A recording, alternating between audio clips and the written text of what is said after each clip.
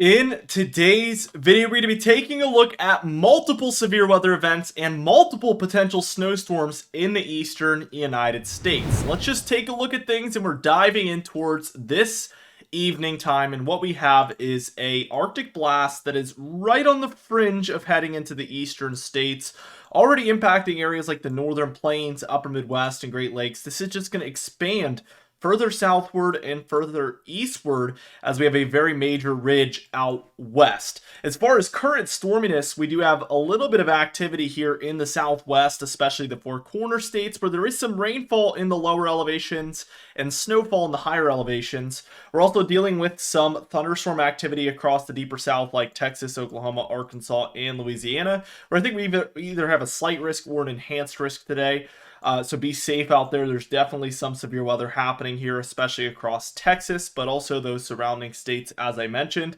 We do have a low pressure system just to the north of the Great Lakes up there in Canada, and this is causing some snowfall to the north of it. Rainfall to the south, definitely a lot of interesting activity there. By the time we reach Sunday, tomorrow on March 17th, we have this thunderstorm activity expanding now from the southern Four Corner states to Texas and then throughout the Gulf states as well. We also have some snow and rain showers, respectively, in the northeast corner of the nation. Let's take this towards Monday. And this is when our Arctic blast is going to be fully underway here. Your jet stream is doing something along these lines. So we have a pretty wide trough here out west, expanding all the way eastward towards the plains. And this really helps to get a deeper trough here in the east. Really, it's just the balance of these things. Honestly, whenever we see a ridge this wide, this trough oftentimes wants to widen out. We do get a pretty thick trough, I would say, is the way I would put it, between Monday and Tuesday. By Monday night, look at this. We have this really, really deep funneling trough here in the east, extending southward towards the Carolinas and even as far southward as Georgia. And we have snowfall happening throughout the Great Lakes, Northeast, and portions of the Mid-Atlantic as well. Very, very light in nature, mostly snow showers, but still nevertheless snowfall happening. It's by the time we reach Tuesday afternoon on March 19th where we start to see some pushback from this warmth in the south, where springtime is like, no, wait a second, it's springtime. Let's advance this warmth in. So because of just the climate that we're in late March, this warmth has a lot more power to push back as opposed to January and February. By Wednesday on the 20th here, we still have this relatively flat but decent trough, bringing some cooler air across the northern plains, Great Lakes, and even into the northeast, where we do have some lighter snowfall occurring once again.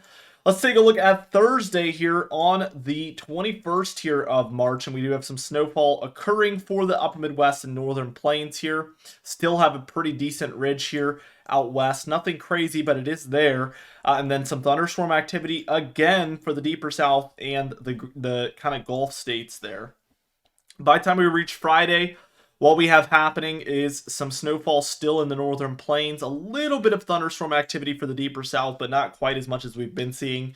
And the most major storm around the nation is going to be this northwest one at this point, where we have heavy rainfall for northern California, portions of Oregon and Washington, and then snowfall in the higher elevations out there.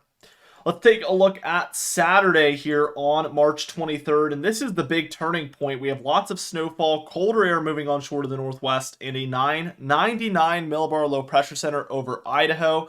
This is really helping to surge this warmth northward into the east, and we have thunderstorms extending as far northward as Missouri, Iowa, Illinois, and in through Indiana. Also some thunderstorms across the deeper southeast as well.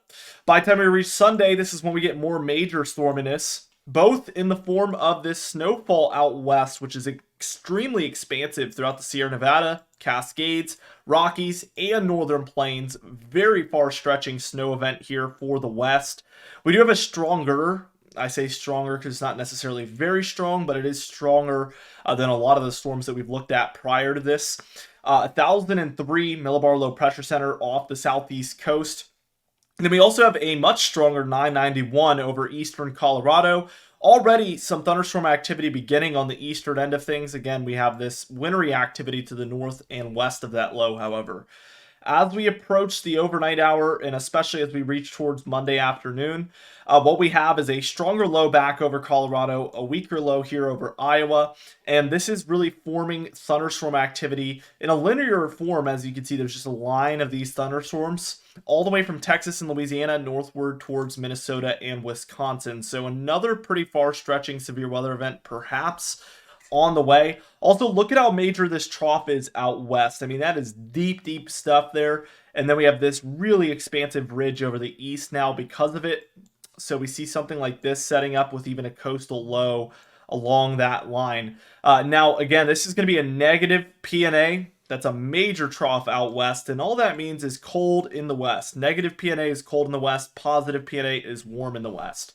And whatever happens in the west here, oftentimes we see the opposite in the east. So in this example, this is perfect. We can see cold and snowy out west, very, very warm and spring-like in the east as a result. If it were very warm in the west, we would see more wintry-like conditions back in the east again. By Tuesday afternoon, we have even more major severe weather on the way, perhaps across a lot of the plains like Texas and Oklahoma and Kansas here, and then some of the Midwest like Missouri, Iowa, Wisconsin, Illinois, and some of the deeper south like Arkansas, Mississippi, and Louisiana. So a pretty far stretching thunderstorm and severe weather event here along this very strong low, and then some snowfall to the west near the Four Corner states. Definitely I'm eyeballing this 26th, kind of 25th through 28th event, let's call it, maybe through 27th event, to be potentially a major severe weather event, maybe even outbreak. So we are watching this closely. It's very far out, so take it with a grain of salt, but this has a lot of potential here, to say the least. We still have this very strong coastal low as well, 997, still impacting portions of the southeast, mid-Atlantic, and the northeast. The GFS model is going to be a little bit more interesting here. We see that cold air followed by a flatter trough, eventually following some warmer air. But look at what happens. We get another cold air mass moving in. We get a coastal low there on Saturday the 23rd, so 991 right here. And we get heavy snowfall for the northeast here, potentially a major snowstorm according to this model, even reaching as low as 983 millibars over southern New England, bringing more inland New England very, very heavy snowfall by the 23rd, 24th time frame. We will look at the total snowfall in a minute, but it's going to be pretty striking. We get this same low that the European model had across the plains. We get the same amount of potential for severe weather. It's just further south. It's going to be for Oklahoma, Texas, Arkansas, Louisiana, Mississippi, Tennessee, and southern Missouri, with snowfall to the north for the northern plains and some of the upper Midwest. So for states like Colorado, Kansas, Nebraska, Iowa, Illinois, southern Wisconsin, southern Minnesota there, in through Indiana and even Ohio and Kentucky, seeing snowfall according to this model. As we progress things, we see that it kind of moves northward from that point, still dealing with that 995 millibar low pressure center, warm front to the east here, cold front extending southward, and we get thunderstorm activity and perhaps severe weather along the southeast, some of the Ohio Valley, and some of the Mid-Atlantic there. Very, very interesting stuff. That one moves out, and we get another very strong low, as you can see, forming over Kentucky by the 28th with snowfall for some of the Ohio Valley and Midwest, with some severe weather, I think, here in the southeast would probably be present along this cold front boundary here. So for states like Alabama, Tennessee, Georgia, South Carolina, North Carolina, we would be on high alert in this type of a situation. Eventually talking about states like North Carolina, Virginia, and even into the Mid-Atlantic there for that thunderstorm activity. And then that one eventually moves out, of course. And what we're left with at the end of this model run, we get all the way to April 1st here, is another strong low between Kansas and Nebraska. Cold front with severe weather, and then a warm front with showery activity here to the north. And this would be another multi-day severe weather event, perhaps, with this very strong low to the north. This cold front kind of extending through that whole area. So we would be watching very closely for that. I don't know the exact amount of those types of storms that we saw in this model, but I feel like it was 3 or 4, maybe even 5 of them that we just saw expected for the next 15 days. So very, very active pattern. I would say where we're at right now, excluding the snowfall is definitely very March-like, maybe early to mid-March-like, but the severe weather that we see on this model run is much more April-like, if that makes sense. This seems very ahead of schedule. These back-to-back-to-back events, it seems like they're just coming one after another. We're definitely ahead of schedule in that regard. Let's take a look at the total precipitation here, and we see plenty throughout the northwest, the plains here as well, and then even for the east coast with that coastal low that forms. So we get quite a bit happening here around these areas as multiple storms are making their way through, and these are the main areas I'm watching for above average activity. Total snowfall on the European model, the west is looking a little bit more snowy than we saw in previous model runs, and especially the northern plains and upper Midwest here, expecting 1 to 2, maybe even 3 feet of snowfall on this European model is a big uptick in those amounts. Definitely take this with a grain of salt. Those amounts seem very, very extreme, but certainly possible, and these areas tend to see earlier snowfall than surrounding regions, and in this time of year, later snowfall than surrounding regions. So these areas can cash in on major snow events even outside of the winter season. We see pretty minimal amounts for the Ohio Valley into the northeast here. Pretty typical stuff, I would say. It's really the GFS model where we start to see a lot more than what's normal in the east. Again, still a ton out west, even more. We see a little bit further south with this snowfall, but this model also has that kind of plains and Midwest snowfall. Similar amounts as well, 1 to 3 feet. I think that this still could be a little bit overdone, so take it with a grain of salt. And then the northeast, I mean, we're seeing multiple feet here as well. I think that this also could be overdone, as, you know, we're in March. We're looking at late March here, and it's important to grasp that as opposed to January and February where anything kind of goes. This time of year, you have to kind of pump the brakes a little bit and say, hey, you know, things have been warmer. The sun angle's a little bit different here, so snowfall melts easier.